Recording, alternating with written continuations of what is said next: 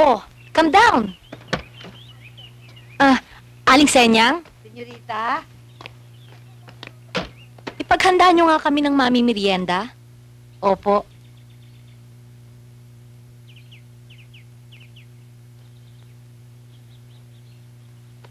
Senyorita, sino siya?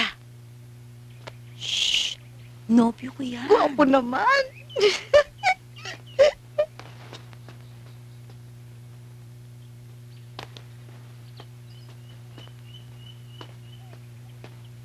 Oh, ba't parang natitigilan ka? Dito ka nakatira? Oo. Umuupa ka dito? Bakit naman ako upa eh? Sa amin to. Sa inyo? Oo. Mga parents mo? Wala, ando sa probinsya, busy-busy sa minahan namin eh. Ibig mo sabihin, di ka pinapabantay ng parents mo dito? Bakit naman ako pababantayan samantalang may tiwala naman sila sa akin? Tsaka, nangako naman ako sa kanila na hindi ko dudungisan ang pangalan namin. Sa katunayan nga, akala nila nag-aaral ako mabuti. Hindi nila alam. May nobyo na ako. Ikaw yun. Hayaan mo, balang araw pakikilala kita. Oh, halika na nga. Nga. Alam mo ito, pinagawa ko to sa daddy ko eh. Pag naalala kita, dito ako nakaupo. Ganyan kita kamahal. Love din naman kita eh. Sana. Oh, andyan na pala si Aling Senyang eh. Magmerienda muna tayo.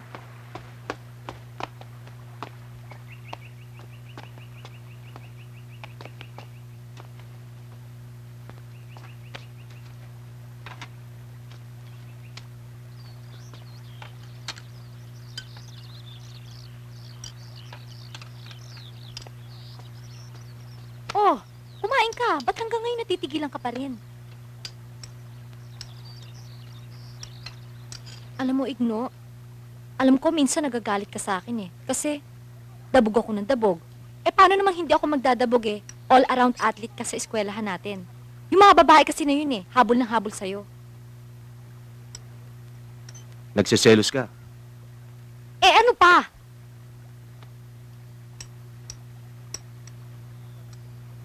Hindi ba sinabi ko sa'yo, ikaw lang mamahalin ko?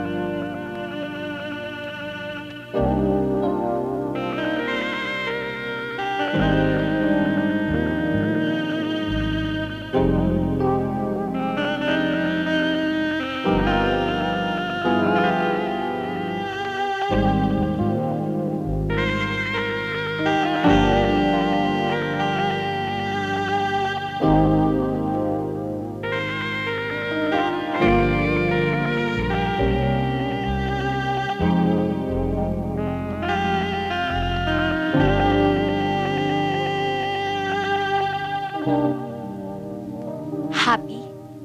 Oo. Kaya lang, nasiwa ako. Bakit naman? Dito pa sa bahay mo. Oh, anong problema doon? Ako lang naman mag-isa dito. Tsaka, lahat ng gusto ko, ako ang masusunod. Gusto mo, dito ka pa matulog mamayang gabi? Hoy, hindi pwede. Ihatid mo ako. Di sige, pero mamaya na. Hindi pwede yun. May pag-aaralan pa akong lesson eh. Alam mo naman malapit na ang exam. Di sige. Pero, mayroon akong secret na ipagtatapat sa'yo. Ano naman ang sikreto mo? Darling, 2 buwan na. Buntis ako.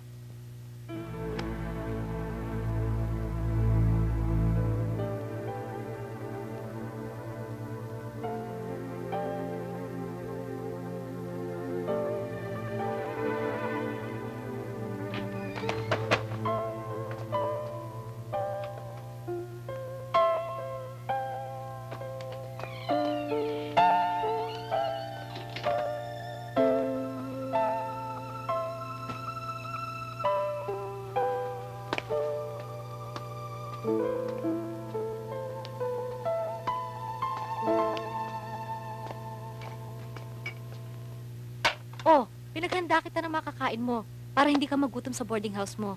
Ako naghanda niyan, kakain ka. Wala akong gana. Teka nga, kanina ko pa napapansin eh. Parang ang lalim-lalim ng iniisip mo. Bakit ba? Iniisip ko lang yung sinabi mo kanina. Alin yung buntis ako? Totoo ba? Oo! Cross my heart. And I have a really good reason why I decided to do that. Gusto ko, sa pamamagitan ng anak natin, matali ka na sa akin habang buhay. Gusto ko lagi kitang kasama. Gusto ko oras-oras nakikita kita. Oh!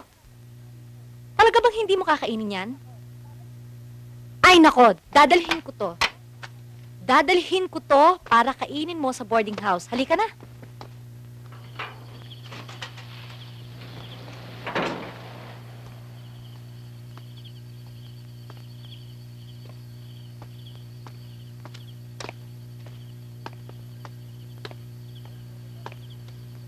Oh, Igno. Ay, pare. Hindi na pa kita hinihintay eh.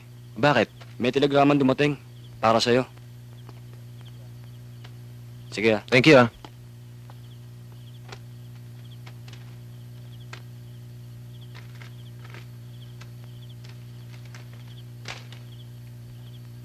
Igno, uwi ka agad.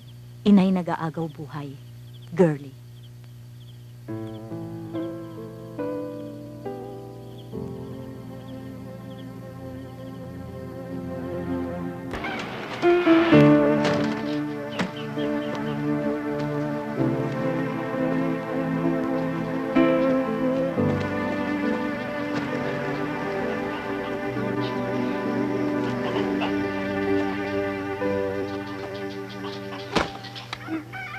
Kuya! Kuya! Kuya!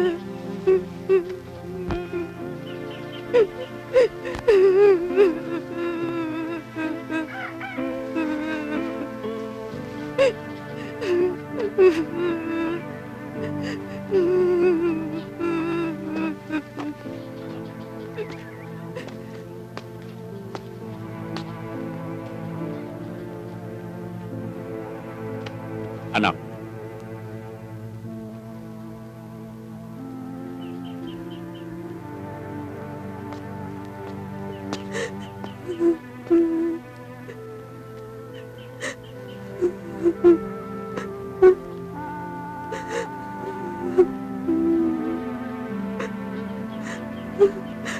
Kuya!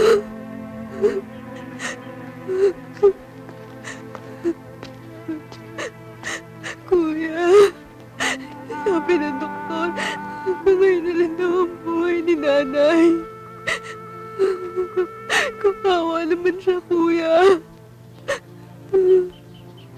Mawala na sa atin si nanay.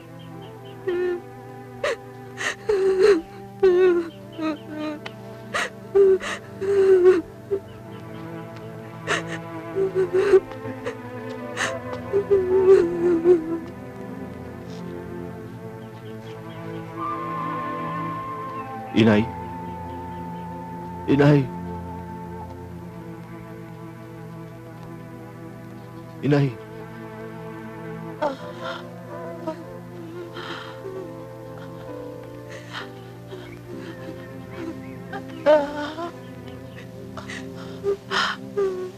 Anak!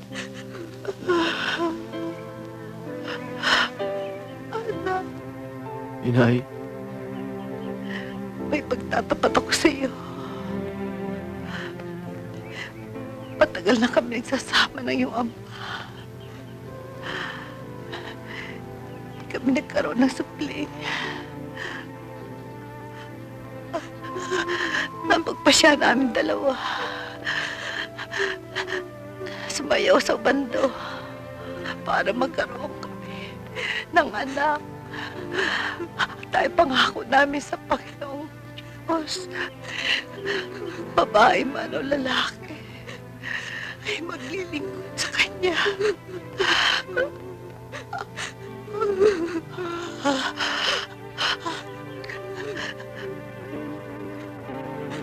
Gusto ko nga magpari ka.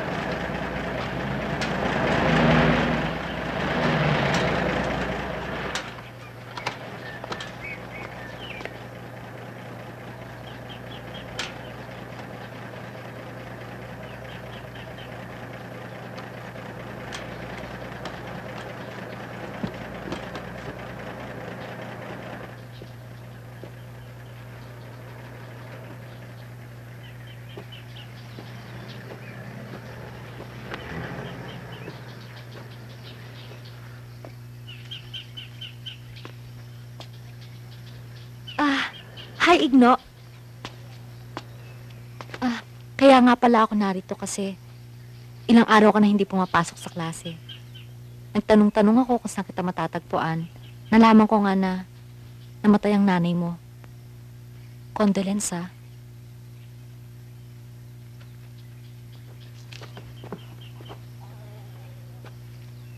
Magandang hapon po. Magandang hapon naman sa iyo, Iya.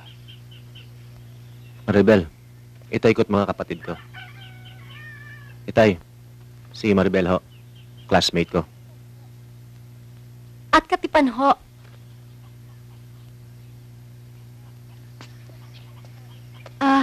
Isa pa nga ho palang bagay kaya ako narito kasi nais kong paalam sa inyo na buntis ako sa kanya.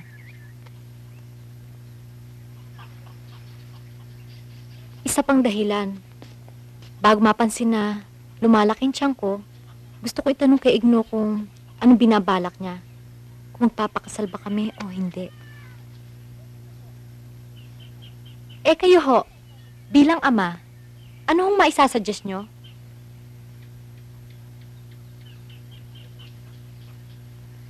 Ay naku, Iya. Mabuti pang signo ang tanungin mo. Kung ano man maging desisyon niya, ganun na rin ako. Kayo na lang mag-usap.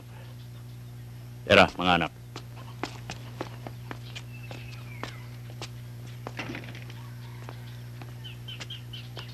Oh, desisyon mo raw.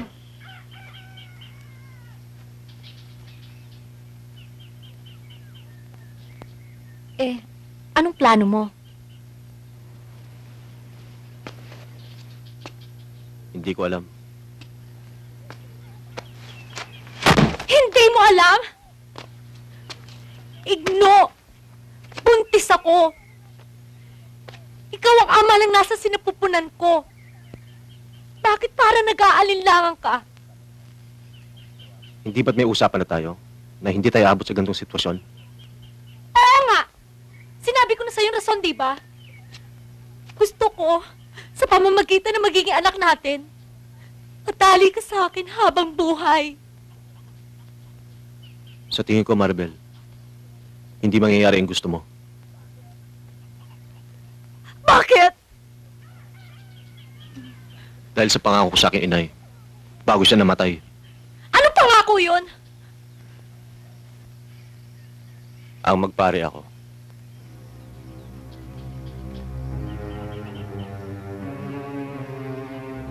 Pinaramdam ko, Maribel.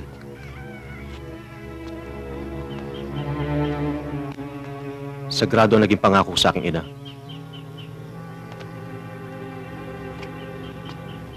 Anong ibig mo sabihin? Ganap mo na akong tinatalikuran? Ang anak natin na nandirito? Walang iya ka! Walang iya ka! Walang iya ka!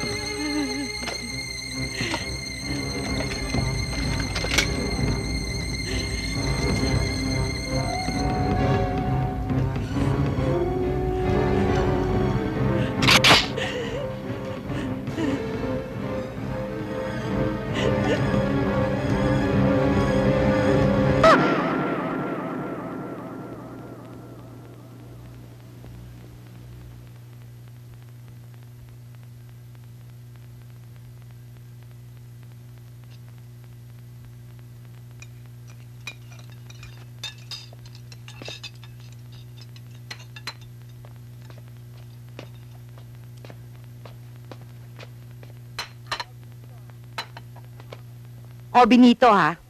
Baka makalimutan mo. Sabado na naman bukas, araw ng pagdalaw natin kay Maribel sa bahay natin sa Maynila.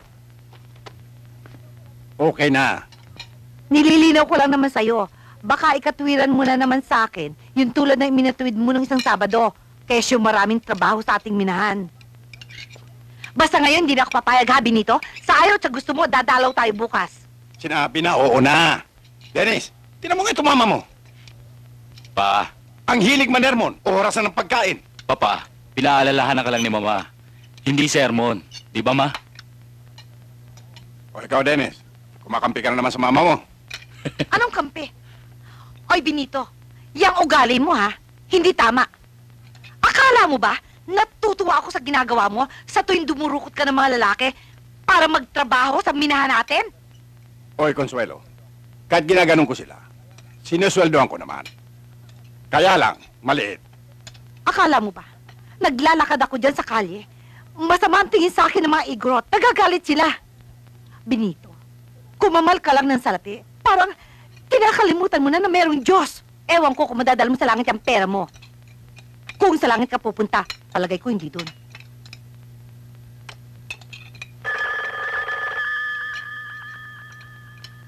Ako na lang.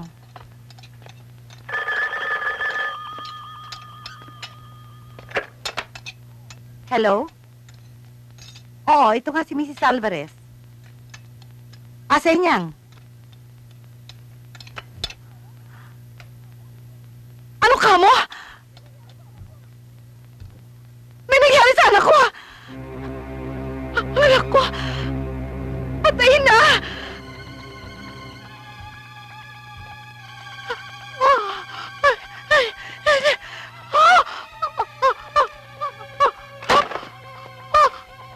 Consuelo! Mama! Consuelo! Consuelo! Dennis! Kunin mo ang kotse! Dali natin sa ospital! Consuelo! Consuelo! Consuelo! Consuelo!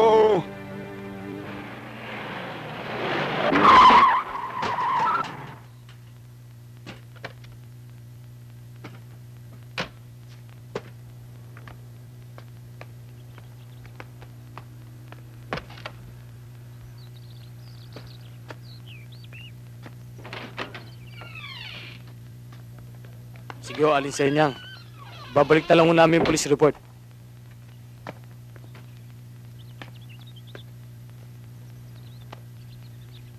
Sige po.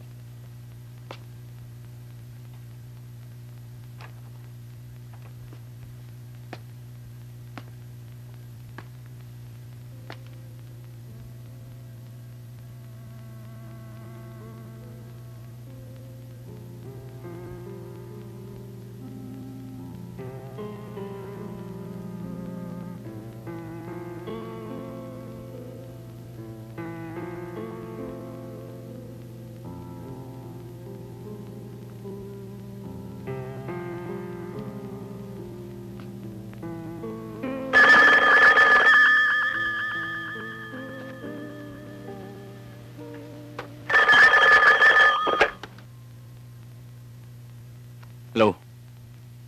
Speaking. Pa?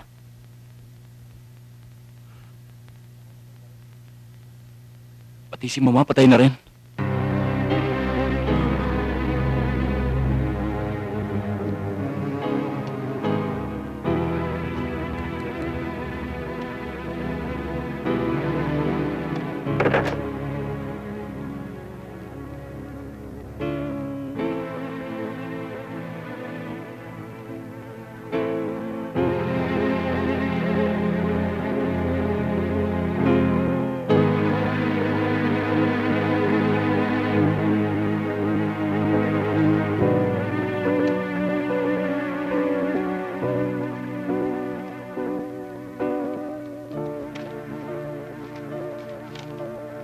I decided to go to Imus, Cavite.